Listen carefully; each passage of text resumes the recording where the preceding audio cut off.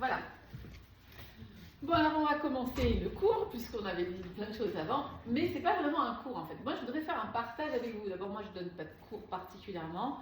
Ce que j'ai l'habitude de faire à Torah Box ou quand je suis coach de vie, en fait, mon métier, c'est d'accompagner les gens dans leur recherche personnelle, d'être en paix avec elles-mêmes, d'être bien dans leurs relations. Et puis des fois, c'est pour atteindre des objectifs comme maigrir, atteindre une mida qu'on n'arrive pas vraiment à atteindre, comment faire. Donc on va d'un point A à un point B, c'est l'accompagnatrice que je suis qui vous y amène. Le résultat, c'est Hachem, le travail, c'est vous. Moi, j'accompagne. Donc je ne garantis pas de résultat. Par contre, c'est mon métier. J'ai l'habitude de travailler avec des femmes. Je prends les femmes dans le désert, ça m'arrive 2 fois par an. Certaines sont déjà venues. Et on refait le monde, on se refait soi-même en fait. Dans un milieu où il n'y a rien, on n'a pas d'obligation, on est là, on ne prend que du bonheur. Et où en fait on se recharge en énergie incroyable. Et il y a des fois carrément des nouveaux départs qui sont à ce moment-là. Parce qu'on se découvre, parce qu'il y a sûr qu'il y a des... On parle beaucoup d'estime de soi dans ces endroits-là. Du droit de se donner, de se donner le droit d'être en fait. Comme ce soir vous avez pris le droit de venir vous faire du bien, j'espère en tout cas. Ça dépend de comment vous prenez les choses. Je suis votre réalité, ça va dépendre comment vous la prenez. Et en fait... on fait plein de choses comme ça, voilà, mon métier c'est à peu près ça. Je donne du chizouk aussi gratuitement maintenant depuis des années et dernièrement à peine payant pour motiver un peu les foules et pour me motiver aussi, qui s'appelle la minute engagée. Donc c'est un travail qu'on prend au fur et à mesure, petit à petit, etc. mais avec lequel on avance dans notre recherche intérieure. Quelle est ma place, quel est mon but, quelle est ma mission, comment faire mieux que ce que je fais, ou bien comment accepter des choses qui sont inacceptables des fois, parce qu'il y a des situations qu'on ne peut pas changer. Eh bien, tout cela au prochain épisode. Pour l'instant, voilà, je vais juste me présenter, pour ceux qui ne me connaissent pas. Et puis, je me découvre moi aussi, parce que bon, alors je fais des petits cours, des conférences depuis pas mal d'années, mais franchement, je me découvre à chaque fois autre, ou dans une autre façon de passer le message. Voilà, ça dépend en fait de qui est en face de moi. Donc, je vais demander à Hachem de me laisser passer... voilà les mots qu'il a envie de vous passer ce soir à travers moi et d'essayer d'être le plus neutre possible par rapport à ce que je vous donne. Et si vous voulez bien, on commence. Alors on va parler de Hanouka. Ce soir on est là pour ça, puisque c'est demain soir quand même. Et puis il faut s'y préparer. Alors on entend pas mal de cours déjà sur Hanouka, non? Vous êtes déjà un peu branchés, oui? Vous écoutez les cours un peu de Torah ou de préparation? Oui? Vous êtes pas mal religieux, hein, en fait, ici. On est plus sur les enfants en ce moment. C'est vrai, ils sont à la maison? Non. Moi j'ai pas de petits enfants, ils sont à la maison, donc. Les infos. Ah, je vois les enfants. Les infos, oui. Non, il ne faut pas être sur les infos. Ouais. On va pas oublier Hanouka pour autant, mais on est branché. Ouais. On va dédier le cours, tu as dit? Hein? On dédie le cours. Alors on va dédier le cours déjà. D'abord et avant tout à tous les malades du Ham Israël, que tout le monde guérisse, tous les soldats, tous les gens blessés, les citoyens, et ceux qui ne sont pas du tout dans la guerre mais qui sont malades. En particulier Maryse Myriam Bat Sarah Laure Lola. En particulier Rina Bracharen Batester. Et tout le monde que vous avez en particulier, pensez-y. Et ces personnes sont avec nous dans la Refoua Shlema. Et aussi pour les Khatoufim, que mâche que ce soir Hachem Yitbarach fasse des miracles pour Hanouka, qu'on le retrouve sans avoir à échanger avec personne, qu'il fasse lui-même le travail, comme normalement vous allez voir que ça devrait être un peu le cas. J'espère en tout cas, et quand on croit à quelque chose très fort, c'est là qu'on risquerait fort que ça arrive. On y croit. Protection des Chayalim. Et protection des Chayalim, bien sûr. Tous ceux qui sont au front, en particulier Adam Shmuel ben Rivka, en particulier Yekutiel ben Sarah, Arié Eli ben Sipora Yael Karine, et tous les autres. Tous les autres soldats, que Dieu les protège, évidemment tout le monde, mettez-les dans une Magen David en argent, Magen David de protection avec une lumière autour, c'est une protection du Zohar Kadosh, je le dis dans tous les cours, c'est très important de les visualiser, tous dans une Magen David, nous toutes d'ailleurs, une protection pour la Israël, donc tout, regardez, essayez d'imaginer une Magen David autour de quelqu'un qui a besoin de protection, même dans nos maisons. Alors le Zohar nous dit de mettre aussi, d'imaginer des Magen David devant les portes, devant les fenêtres, en argent. C'est la couleur de la miséricorde. Des grandes Magen David en argent. Voilà, il y en a une là. Il y en a une sur ma porte. On le vit, on le voit. Tout ce qu'on voit, tous nos yeux, ce qu'ils voient, je savais que vous allez voir justement, que ce qu'on croit voir avec nos yeux, moi je vois des personnes sur un fauteuil, etc. Mais quand je ferme mes yeux, je vois beaucoup plus loin. Et on va parler de Hanouka par rapport à la vision des choses et des miracles. Donc, une fois qu'on a dédié ce cours pour tout cela, on va parler de Hanouka. Alors, vous connaissez l'histoire de Hanouka? On fait un cours d'histoire ou pas? Un petit peu de récap. L'histoire de Hanouka se passe en Eretz Israël, ne se passe pas chez les Grecs. Se passe ici, on a tendance à l'oublier. Et, on va dire Blata, si vous connaissez les Grecs sur notre terrain à nous, ici, ils veulent nous assimiler. Ils ont dit, vous êtes des Juifs, c'est très bien, mais nous, ça ne nous intéresse pas que vous soyez Juifs. On veut que vous soyez Grecs, comme nous. Nous, on fait le culte au corps, et à la... Nous, on veut que vous soyez comme nous. Donc, il va se passer, avec l'invasion des Grecs, enfin, on était là aussi, ils étaient, bon, c'était à l'époque, voilà, vous savez qu'il y a eu beaucoup de royautés qui sont passées sur Israël, et entre les royautés, il y avait malheureusement des peuples qui s'y sont installés aussi, les Romains, les Grecs, etc. Et à l'époque des Grecs, ils ont voulu nous assimiler. Et ils ont failli réussir, pratiquement. Et c'est donc l'époque de Hanouka, où, je le dirais en comité restreint, parce que j'ai voulu le dire en grande échelle, et comme ma source n'était pas connue de certaines personnes, et j'ai la source, donc Baruch Hashem, de dire qu'à l'initiative de cette révolution qu'il y a eu, parce qu'il y a eu une réelle révolution à un moment donné, ici en Israël, par une poignée d'hommes, dont Matityahu qui était le chef, voilà, le premier qui a réagi, il avait 5 fils, mais c'est le premier qui a pris une petite équipe derrière lui, mais grâce à quoi? Un déclic donné par les femmes. Toujours nous. J'ai des cheveux aujourd'hui, il faut le faire. Nous, les femmes, on a été des visionnaires, en fait, quelque part, on voyait notre peuple s'assimiler. Et on avait, vous savez qu'à l'époque, il y avait le droit de cuissage, déjà, donc il y a eu, ça aussi c'était un peu compliqué pour nous. Et en fait, il y a eu un acte qui a été fait de certaines femmes, donc ça c'est écrit dans Flavius Joseph. Si vous avez connu ce livre, il s'appelle aussi, voilà, il est connu, mais pas tout le monde ne sait qu'il existe. Alors c'est un Cohen, hein, c'était pas un Romain, mais il avait un prénom romain, qui écrit là-bas, d'une façon un peu floue, je l'entends, mais clairement vraie, que des femmes n'ont pas voulu exécuter la sentence des Romains qui disaient « assourd de se circoncire ». Des Grecs. Des Grecs, pardon, merci. Des Grecs, assourd de se circoncire.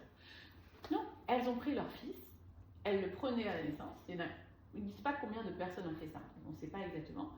En tout cas, il y en a bien eu une, minimum, qui a circoncis son fils, et qui après savait qu'elle allait être tuée parce qu'elle n'avait pas le droit de le faire.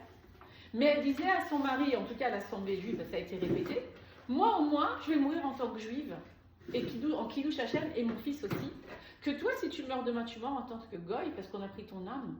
Le corps est moins important que l'âme chez nous les juifs, quelque part. On est là pour le monde futur aussi. D'accord. Mais on a besoin du corps pour ça, attention, le corps est très important aussi, parce qu'on a un besoin. Mais malgré tout, on prépare notre monde futur. Et donc, en voyant ce sacrifice qu'elle a fait, ou qu'elles ont fait, il y a des hommes, Matityahu, qui s'est réveillé en disant « Attends, c'est vrai, on ne peut pas laisser faire ça. On ne peut pas laisser faire ça. » Donc, qu'est-ce qui s'est passé à l'époque? Il y a eu un réveil. Et il a pris donc ses 5 fils, ils ont commencé à vouloir se révolter et à se battre contre les Grecs. Maintenant, c'était peine perdue, puisqu'il y a des midrashim qui disent qu'il était 17, parce qu'ils se sont mis sur une montagne pour se sauver. Et en fait, ils ont appelé de là des personnes qui étaient prêtes à faire la révolution avec eux. Il y a eu une poignée d'hommes. On parle vraiment de poignée d'hommes par rapport à une armée de Grecs qui étaient des mecs bâtis, des athlètes, ils faisaient les Olympiades. C'était des gens qui pensaient qu'au corps, à l'athlétisme. C'était des forces. Nous, on était des Maccabim. Et vous savez ce qu'ils avaient? Eux, ils avaient le bouclier marqué Maccabim. Ça veut dire Mi Hamocha Daelim Hachem. C'est exactement ça. Ils avaient ici Hachem avec eux. Maintenant, dans l'histoire, ça on le sait, donc du coup, qu'est-ce qui s'est passé? Il y a eu un miracle.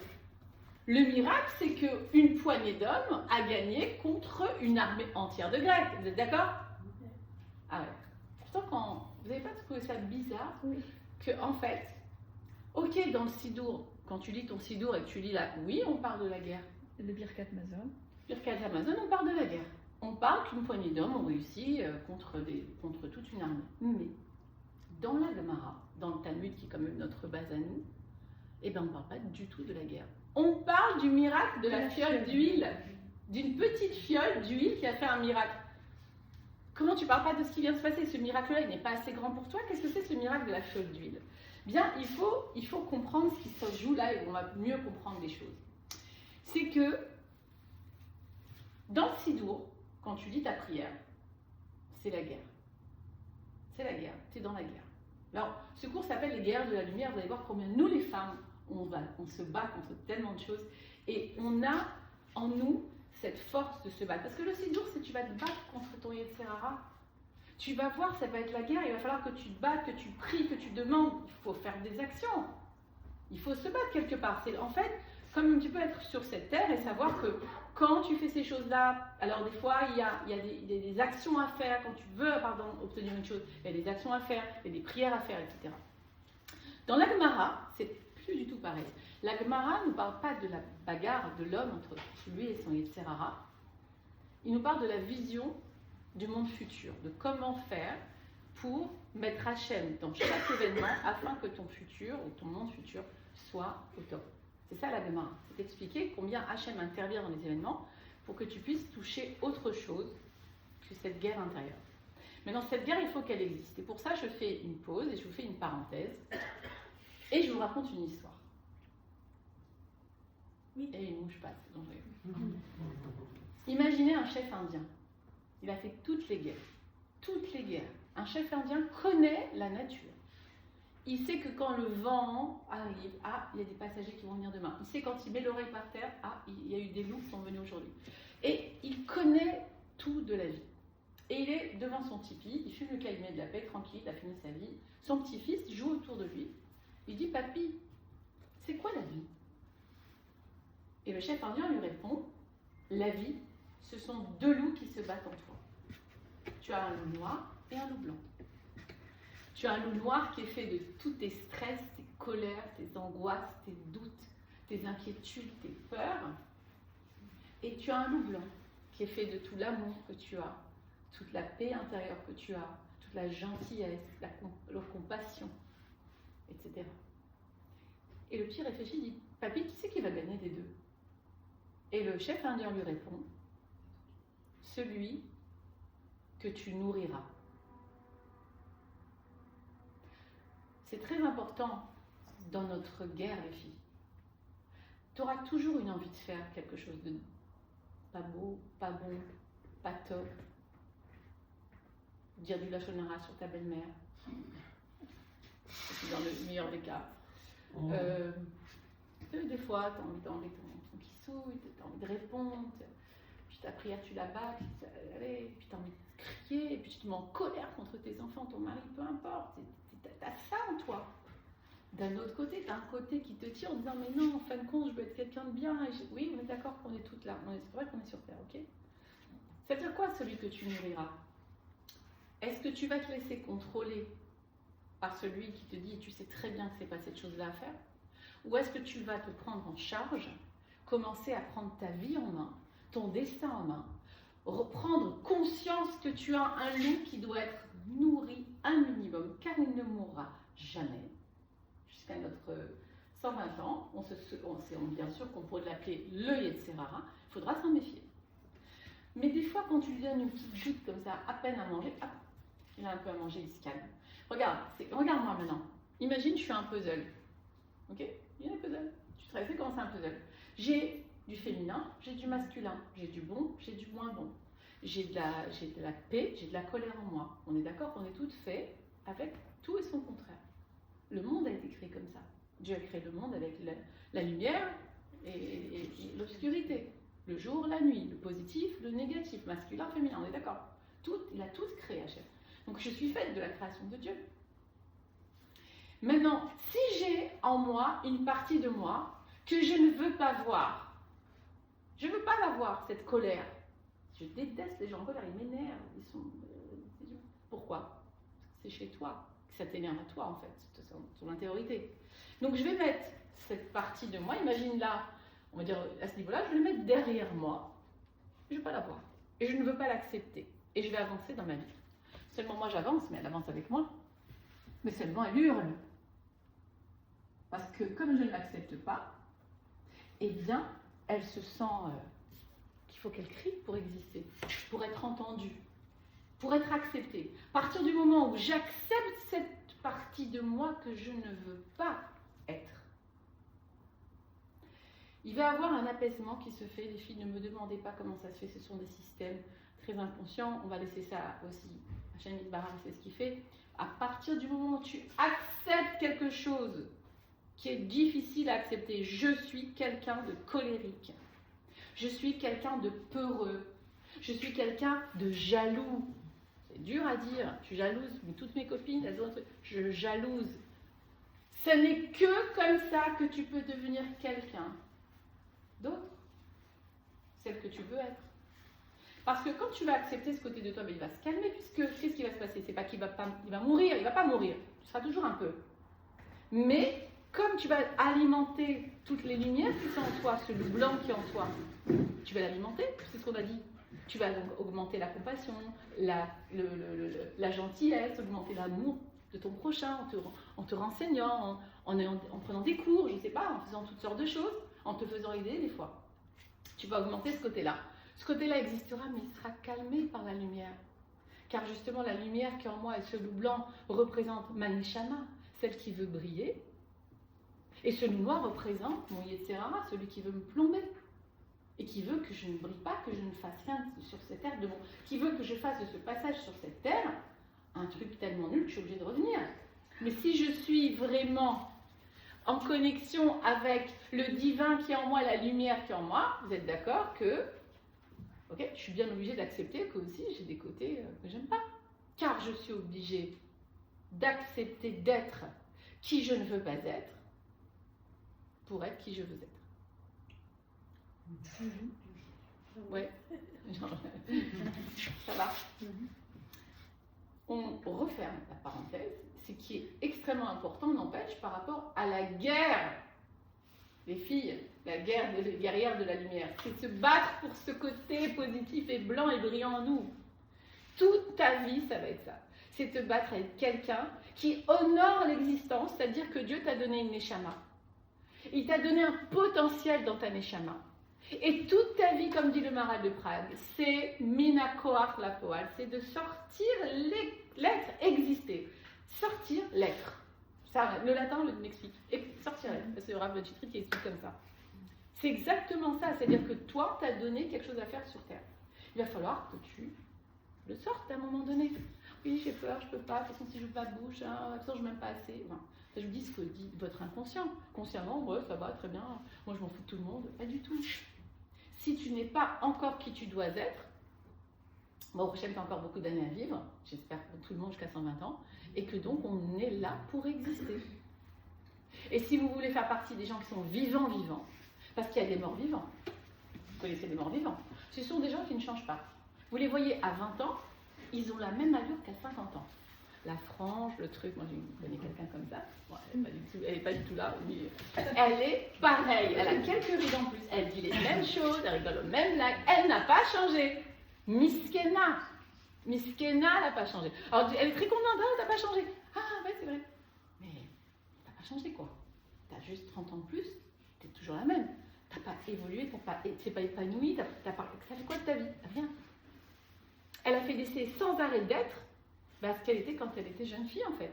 Alors que de vieillir, il n'y a pas plus bon, il n'y a pas plus beau que de s'enrichir, que de prendre de l'expérience. Parce que la vie est en fait, à un moment donné, comprendre que on nous a donné un corps en tant qu'âme pour expérimenter l'être humain. Je suis une âme qui expérimente l'humanité.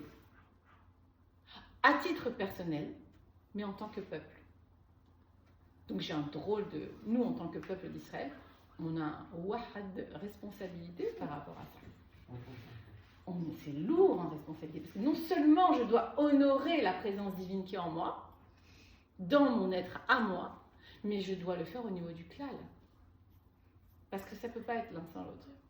C'est pour ça qu'on est tellement touchés par ce qui se passe tous, parce que c'est notre chair, c'est notre âme qui a mal. N'importe qui du âme Israël, c'est moi, c'est mon âme. Toi et moi, c'est pareil. On est branchés, les filles. On se connaisse ou on ne se connaisse pas. Rivim Zélézé. On est à Rivim Zélézé, on est responsables les uns des autres. Et surtout, le Rav Besser, on dit que toute l'humanité vient de la même âme. De Adam et Rishon, quand il y a eu le Chet, il y a eu des nitzotzot, des étincelles qui se sont éparpillées, qui font qu'on est aujourd'hui. Toi, tu viens du talon, moi je viens de la hanche. On doit réparer des choses différentes. Alors, ça, c'est la Kabbale qui en parle, je ne vais pas en parler ça ce soir, mais chacune est venue d'une partie différente de Adam. C'est vrai qu'il y a des gens qui doivent réparer leur cerveau, donc leur pensée, d'autres qui doivent réparer leur cœur, leurs sentiments, d'autres leur façon d'aller, de marcher dans la vie, parce qu'on doit réparer à certains niveaux différemment, selon le tikkun qu'on a à faire. Mais si tu ne connais pas ton tikkun, qu'est-ce que tu vas réparer? Et si tu ne connais pas tes capacités, tes qualités, comment tu es belle à l'intérieur et comment tu sais faire les choses et comment tu as des ressources, bah tu peux rien faire parce que tu ne les connais pas. Donc on va te demander d'être toi. Tu vas dire, mais moi, ok, je suis gentille. Ah non, et puis je rougis quand on me dit je suis gentille. Mais si on te dit que tu es gentil parce que tu crois que c'est parce que tu es gentil, parce que tu as travaillé ta gentillesse, c'est de l'orgueil. Mais quand on te dit tu es gentil, tu dis merci Hachem, tu m'as fait un bon cœur. C'est de l'humilité. Et quand on te dit que tu es une excellente professeure, une excellente docteure, si tu l'es. Oh, quel docteur, merci docteur. Mais quand tu penses que c'est tes études qui t'ont amené à ça, mais quel gava. Hachem, il peut enlever la parole, comment c'est écrit dans... Moritz Safal Askenim. Moritz Safal Askenim. Il y a plein de psukim qu'on nous dit qu'Hachem, en un clin d'œil, il peut enlever la chorma à quelqu'un. Et donc, de savoir que tout ce que j'ai, c'est Hachem qui me l'a donné. Tu peux aller très loin quand tu sais que tu as des qualités. D'ailleurs, si vous êtes OK, faire un travail dès demain matin, levez-vous en vous disant 10 qualités que vous avez. Vous allez voir la journée que vous allez passer. Ah, c'est sûr, je suis encore en retard. Oh, je vais rater mon... Je suis bête, j'ai oublié le petit déjeuner. Ah, ça t'a pourri ta journée. J'essaie d'être mieux que je peux, je m'améliore de jour en jour. Eh bien, aujourd'hui, je ne suis pas à l'heure, mais au moins, je me suis réveillée du pied droit. Et je me vois les qualités et la lumière qui est en moi. C'est une bagarre, c'est une guerre, les filles. Le Yitzhara, il veut te plomber, tu veux te voir en dessous la terre. En dessous la chaise, en dessous la terre. C'est ce qu'il veut. Et bien sûr, le Hamas a bien compris ça, puisqu'il nous envoie les infos, etc. Assourd de regarder la télé et les infos. Assourd. Je vous le dis en tant que thérapeute, mais je vous le dis autant que tous les rabbinim nous l'ont dit. Interdiction, même d'entendre. Prions. Comment tu peux prier? Alors d'accord, il y en a, il faut qu'ils aient le cœur, mais comme tu arrives à des moments de tristesse tellement grands, tu te déconnectes de la source. On n'est pas assez grand de nous pour entendre des nouvelles comme ça et rester branché avec une énergie de joie d'être avec Dieu. Alors, celle qui arrive, allez-y, ça vous motivera peut-être. Personnellement, j'ai du mal à me brancher avec ça. Si j'écoutais, je vois quand même ce qu'on m'envoie. On m'a donné des détails, j'ai dit, mais pourquoi tu me dis ça? J'ai pas envie d'entendre. Je peux pas dormir la nuit si j'entends ces trucs-là. Je peux pas entendre, je peux pas voir. Même les otages libérés, j'ai du mal à les voir, déjà libérés. Mais on peut pas, c'est trop sensible. Évidemment qu'Hachem, il sait chaque chose, il sait ce qu'il fait. Donc comme je voudrais prier Hachem d'une façon intègre, authentique et avec le plus de joie possible, je ne peux pas me brancher à tout ça personnellement. Donc n'ayez aucune culpabilité à débrancher. Parce que des fois on dit ouais mais qui je suis, si je ne fais pas attention à mon peuple, etc. On peut dire oui mais enfin vous les religieux, vous êtes... Non. Hachem m'envoie la formation que j'ai besoin. Et crois-moi que je prie. Voilà. En tout cas, et même si tu ne pries pas, ne te culpabilise pas. C'est qu'Hachem il n'a pas voulu que tu pries à ce moment-là. Mais essaie de faire le plus que tu peux. Tu ne peux pas, fais pas. Parce que ce que tu dois faire, tu dois le faire Bessimcha. Le plus important, c'est de faire Bessimcha. Donc nous, qu'est-ce qu'il a fait? Il veut nous plomber. Il veut que tu fasses rien Bessimcha. Donc il veut te prendre du côté du loup noir, qu'il est lui, la noire, si noire. Il est si donc noir. Il est si noir que... Et nous, c'est tout le contraire. Le peuple juif amène la lumière au monde. Pourquoi les yeux des gens, ils sont sur nous? Les yeux du monde est sur Israël. Pour vérifier comment, toi là, tu te comportes. Toi, il ne veut pas vérifier. Il vérifie chacune d'entre nous. Et c'est ce que fait Hachem Barach maintenant. Vérifie maintenant comment nous, on va se comporter par rapport aux événements. Parce que chaque peuple, le peuple a les yeux sur nous, les juifs. Si moi je m'affiche en tant que juif dans la rue aujourd'hui et que je mange un sandwich au jambon ou que je ne sais pas, je vais voir peut-être les gens qui vont regarder cette juive. C'est possible. Parce qu'ils ont les yeux sur nous tous. On va faire attention à titre de peuple, mais en tant que personne, comment on se comporte. Ça, c'est très important.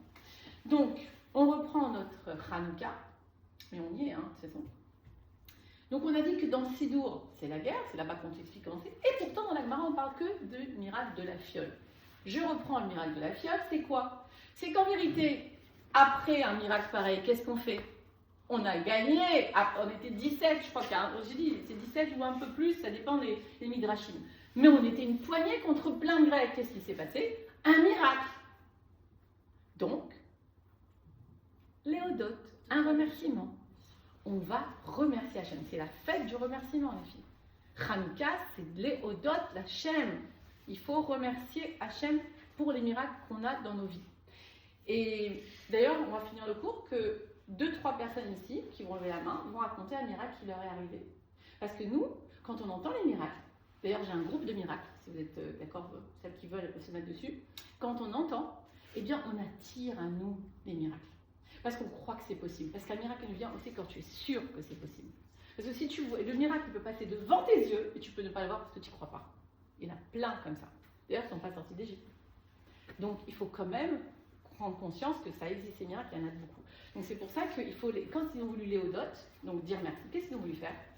Rappelez-vous le contexte. Les Grecs étaient en Israël, le Beth Amikdash, il a été souillé, les Grecs sont rentrés dans le Beth Amikdash, ils ont pris leurs épées et leurs lances, et ils ont tué des porcs, ils ont mis du sang des gens qui tuaient et du sang de porc dans le Beth Amikdash, et avec les lances, ils ont trouvé des fioles d'huile qui devaient allumer la menorah, et ils les ont percées. Donc toute l'huile était impure. Et en fait, il fallait 8 jours pour refaire de l'huile d'olive pure. Ils auraient pu attendre 8 jours, mais on n'a pas voulu attendre. Il ne faut pas attendre pour remercier Dieu. Ils se sont entêtés.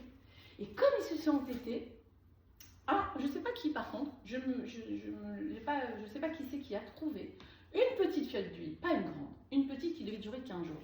Un seul jour.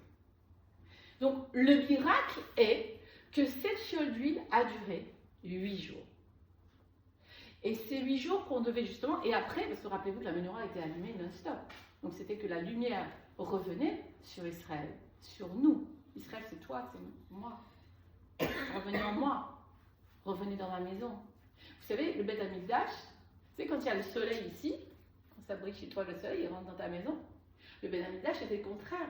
La lumière du Beth Amikdash illuminait le monde.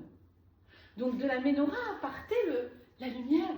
Donc quand on allumait la petite lumière, c'est le monde qui s'illuminait. Et où le Beth Amikdash? À Jérusalem. Shachafti betor. Je me résiderai dans leur cœur, à l'intérieur de chaque être humain. Quand toi tu t'illumines dans ta maison, ça sort par les fenêtres, ça illumine le monde. Et c'est ça la guerre de la lumière. C'est-à-dire qu'aujourd'hui, nous, on est là avec nos pensées, avec nos stress, avec nos problèmes, et qu'on oublie que tout ça existe. Ok, tu as des problèmes. Tout va dépendre de la lumière que tu vas mettre dessus. Est-ce que tu vas pouvoir continuer à parler de ton problème, à lui donner encore plus de force? Quand on se focalise sur quelque chose, on lui donne de la force. Plus tu diras, j'ai un problème, il faut que je te parle de mon problème, j'ai un problème. Ok, tu le fais exister dans la matière. Et plus tu vas mettre de la lumière, parce que ce côté, on a dit, du loup noir, celui qui veut qu'il y ait le problème. Mais ce problème, il existe, on a dit tout, on a tout ici un point commun. On a tout un problème. Qui n'a pas de problème? Il a raison. Donc, on a tout un problème, minimum. Si c'est pas plus. Comment j'appréhende ce problème? Ça, c'est moi. Le problème, il t'est donné pour l'exercice. L'épreuve est là pour faire tes preuves. Quand tu as l'épreuve et que tu prouves que, ok, je me dissocie de mon problème, je vais le régler, je prends une aide, je fais ce qu'il faut, voilà. Mais moi, je brille. Je veux exister, je suis moi. Et ça n'a rien à voir avec ce qui se passe autour, ni avec ton mari. Alors, il faut dire oui, parce que si j'avais un mari qui n'était pas pareil, oublie. Rabbi Nachman dit c'est important, bien sûr qu'une femme a besoin de son mari pour sortir d'une simcha, mais son bonheur ne doit pas dépendre de lui. Le seul bonheur, le bonheur que tu recherches tant, et la paix que tu recherches tant, et l'amour, car il faut le dire une fois, c'est l'amour qu'on a dans la vie. On veut de l'amour. On veut l'amour. On veut l'amour d'Hachem, on veut l'amour de nos maris, de nos enfants. On veut être aimé et on veut aimer en échange. Il n'y a pas de plus beau que d'aimer. Puisque c'est l'essence même de Dieu. On ne peut pas dissocier l'être humain et l'amour. Ça vient en nous car on a ce côté divin. Donc c'est ce qu'on cherche. Cet amour avec maman qu'on avait au début, l'amour qu'on avait avec Dieu avant de venir sur terre. Parce qu'après on s'est senti rejeté, abandonné, trahi, même par Dieu. Quoi que tu me mets dans un être là maintenant, moi j'étais près de toi, qu'est-ce que tu veux maintenant? Après on oublie tout. C'est pour ça qu'il y en a beaucoup qui ne pleurent pas à l'enterrement. Enfin, quand quelqu'un décède, les tzadikim, au Rachem, mais attention, nous on n'est pas comme ça, on a besoin de vivre et on veut vivre pour justement trouver cet amour que d'antan le retrouver d'ici. Ça, c'est le tzadikim qui arrive. Mais cet amour que tu cherches, si tu vas aller le chercher à l'extérieur, tu vas souffrir. On souffre, les filles, parce qu'on ne pense pas que l'amour que je ressens, le manque d'amour que je ressens, le vide que j'ai en moi, je ne crois pas que ça peut venir que de moi, la responsabilité de le remplir. Je pense que ça va venir de ma meilleure amie qui ne m'appelle plus depuis quelque temps, ou ma communauté qui me donne de la chaleur en ce moment, je n'ai plus trop envie de m'en approcher, ou mon mari qui en ce moment me fait la tête, mais pourquoi il ne me donne pas cet amour et mes enfants, avec tout ce que je fais pour eux, mais ils ne me rendent rien. Mais en fait, tu es tout le temps en train d'attendre quelque chose pour te remplir d'amour, alors que si on peut partir ce soir avec ça, que quand je m'aime et quand j'aime ce que Dieu a fait en ma personne, peu importe qui je suis, peu importe combien de femmes, elles sont belles et elles ne s'aiment pas, parce qu'elles n'aiment pas leur physique, elles se regardent là, c'est pas beau, c'est pas si, on est toutes pareilles. La plus belle femme du monde, elle trouvera un défaut. On est perfectionniste, on s'aime pas. Si on s'aimait vraiment, toutes, il n'y aurait plus de guerre, les filles. La guerre qu'on voit à l'extérieur n'est que le reflet de la guerre qu'on a à l'intérieur. Tout ce qu'on voit à l'extérieur, c'est ce qu'il y a dans l'intérieur de l'homme. On ne parle pas d'un petit comité, comme on parle bien sûr à l'échelle du monde. Si les gens s'aimaient, il n'y aurait pas de guerre. Mais ça commence par toi, guerrière. C'est toi la guerrière, c'est toi qui vas faire de tout pour comprendre une fois pour toutes que tu ne vas pas attendre le bonheur des autres et que tu vas te le donner parce qu'il y a une étincelle divine qui brûle en toi, qui n'attend que ça, que tu comprennes qu'elle est là. Elle est là. Hachem, il est là, il est en nous, mais on ne comprend pas, on n'est pas là-dedans. On attend de l'autre qui vient nous remplir parce qu'on ne brille pas assez, parce qu'on a peur de briller, parce que si demain tu brilles, mais peut-être que tu vas faire autre chose de ta vie. Peut-être que si tu brilles tôt, tu vas peut-être faire de l'ombre à ton mari qui déjà te fait assez de problèmes, alors tu as peur de briller. Ou peut-être que si tu brilles, tu seras enfin celle que tu veux être, mais quoi, mais j'ai renoncé à tellement de choses toute ma vie. Maintenant, à 70 ans, je vais être ce que je veux être, mais oui. Et ça fait peur. Il y avait un poème magnifique que je vais vous faire écouter. D'accord? Je vais vous le faire écouter parce que ça vaut le coup de l'écouter ce soir.